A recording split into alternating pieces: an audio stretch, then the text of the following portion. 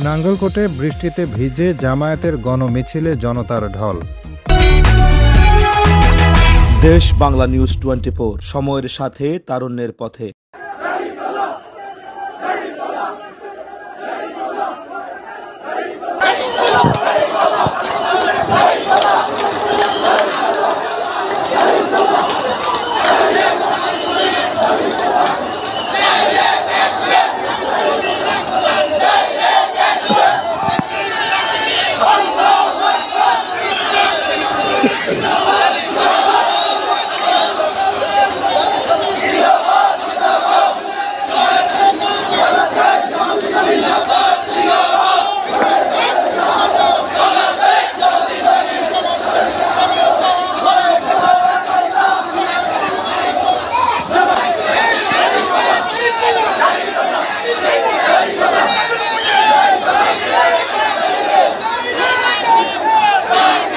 জুলাই অভ্যুত্থানের প্রথম বার্ষিকী উপলক্ষে বাংলাদেশ জামায়াতে ইসলামী কুমিল্লার নাঙ্গলকোট উপজেলা ও পৌরসভার আয়োজনে গণমিছিল অনুষ্ঠিত হয়েছে। মঙ্গলবার বিকেলে নাঙ্গলকোট এ.আর মডেল সরকারি উচ্চ বিদ্যালয় থেকে মিছিলটি শুরু করে গরুবাজার হয়ে নাঙ্গলকোট উপজেলা পরিষদ এলাকা ঘুরে খিলা সিএনজি স্ট্যান্ড হয়ে নাঙ্গলকোট সরকারি কলেজের প্রধান ফটক এলাকায় এসে সমাবেশে মিলিত হয়। গণমিছিলে বৃষ্টিতে ভিজে হাজার হাজার জামায়াত শিবির নেতাকর্মী অংশগ্রহণ করেন। গণমিছিল পরবর্তী সমাবেশে বাংলাদেশ জামায়াতে ইসলামী নাঙ্গলকোট উপজেলা আমির মাওলানা জামাল উদ্দিনের সভাপতিত্বে প্রধান অতিথির বক্তব্য রাখেন ছাত্র শিবির সাবেক কেন্দ্রীয় সভাপতি ও কুমিল্লা 10 সংসদীয় আসনের জামায়াত মনোনীত প্রার্থী মাওলানা মোহাম্মদ ইয়াসিন আরাফাত। অনুষ্ঠান সঞ্চালনা করেন জামায়াতে ইসলামী নাঙ্গলকোট পৌরসভা আমির হারুনুর রশিদ।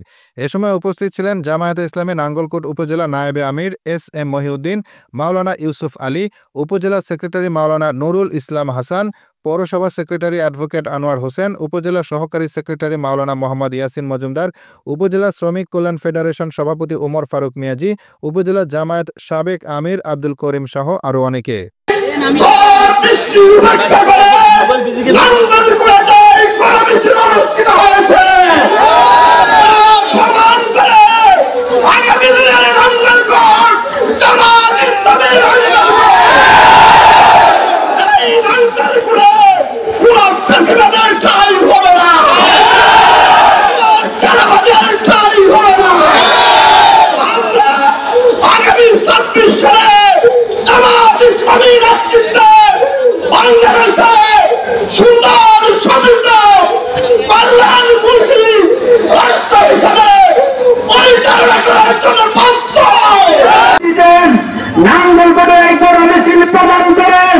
শুধুমাত্র বৃষ্টি করেন, জুলুম করেন, নির্যাতন করে জেলে নিয়ে ষড়যন্ত্র করেন, জামায়াত ইসলামীকে দমিয়ে রাখা যায় না।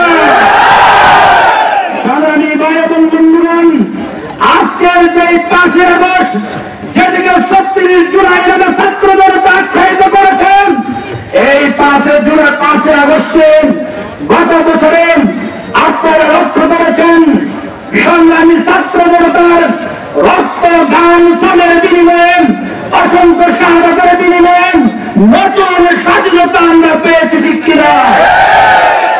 আমরা বলতে চাই, অসংখ্য রক্তের বিনিময়ে যেই স্বাধীনতা আমরা পেয়েছি, রাজনৈতিক অধিকার ফিরে পেয়েছি, বাক স্বাধীনতা ফিরে পেয়েছি, ধর্মীয় অধিকার ফিরে পেয়েছি, আমাদের এই নাঙ্গলকোট জনপদ ইতিমধ্যে সরকারের নির্বাচন কমিশনের পক্ষ থেকে 39টি আসনের সীমানা পুনর্নির্ধারণ করে একটি প্রস্তাবনা দেওয়া হয়েছে।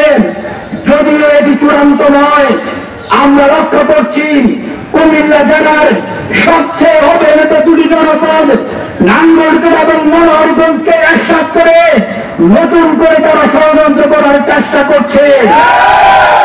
নাঙ্গলকোটের জনগণের পক্ষ থেকে বলতে চাই, স্বাধীনতা পরবর্তী থেকে ষড়যন্ত্রের নির্বাচন আগ পর্যন্ত নাঙ্গলকোট স্বতন্ত্র আসন ছিল, ঠিক কিনা?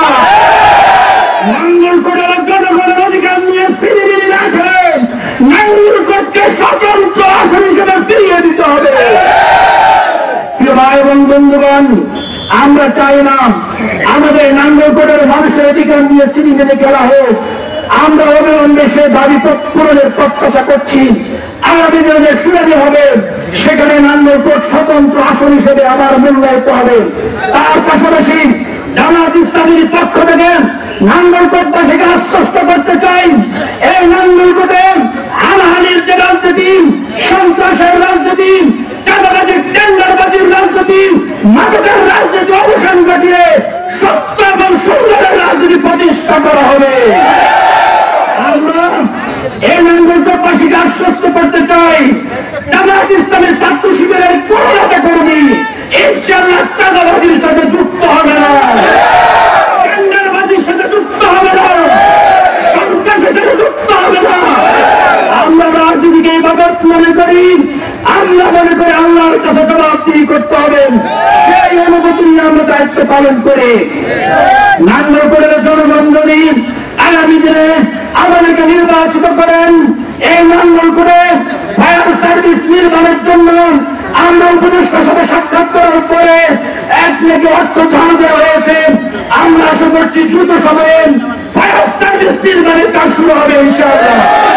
তার পাশাপাশি আমাদের বুক ছেড়ে রেল লাইন যায়, রেলের পূর্ণ সুবিধা আমরা পাই না, আমাদেরকে রেলের পূর্ণ সুবিধা দিতে হবে। আমাদের বুক ছেড়ে গ্যাস লাইন যায়, আমরা গ্যাস পাই না, আমাদেরকে গ্যাসের ব্যবস্থা করতে হবে। নাঙ্গলকোটের শিক্ষা প্রতিষ্ঠানে শিক্ষার উন্নয়নে, এর পাশাপাশি আমাদের ব্যবসায়ীদের ব্যবসা বাণিজ্যের উন্নতি করবে, বাজারগুলোকে সম্প্রসারণ করা, আধুনিকায়ন করার জন্য আমরা ভূমিকা পালন করবো ইনশাআল্লাহ। আজকে নাঙ্গলকোটের মানুষ নাঙ্গলকোটের সুচিকিৎসা পায় না, কুমিল্লা কিংবা ঢাকায় যেতে হয়।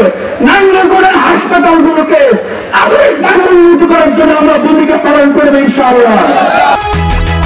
দেশ বাংলা নিউজ 24, সময়ের সাথে তারুণ্যের পথে।